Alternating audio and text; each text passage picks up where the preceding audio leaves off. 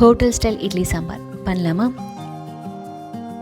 கடாய் சூடானதும் கடலைப்பருப்பு, துவரம்பருப்பு, தனியா, மிளகு சேர்த்து நல்லா வறுத்துக்கோங்க. 4-5 காஞ்ச மிளகாய், கட்டி பெருங்காயம், ஒரு கொத்து கருவேப்பிலை சேர்த்து நல்லா வதக்கி விட்டுக்கோங்க.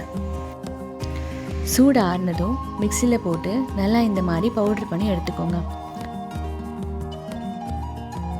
குக்கரில் துவரம்பருப்பு, சிறுபருப்பு எவ்வளோ தேவையோ அவ்வளோ ஆட் பண்ணிக்கோங்க. கொஞ்சமாக மஞ்சள் தூள், எண்ணெய் சேர்த்து 3 விசில் வரைக்கும் வேக வச்சு எடுத்துக்கோங்க. பருப்பு இந்த மாதிரி நல்லா குழஞ்சி வரணும். கடாயில் எண்ணெய், வெந்தயம், 2 காஞ்ச மிளகாய், கருவேப்பிலை, சின்ன வெங்காயம், பெரிய வெங்காயம், கல்லுப்பு சேர்த்துக்கோங்க. அது கூட கொஞ்சமாக மஞ்சள் தூளும் ஆட் பண்ணிக்கோங்க. நல்லா வதங்கினதும் தக்காளி சேர்த்துக்கோங்க.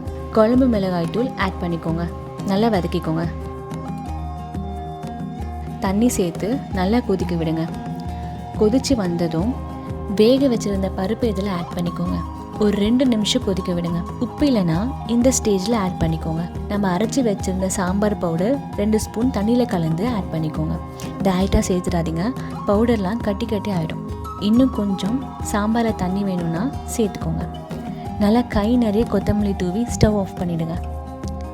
Hotel style idli sambar ready.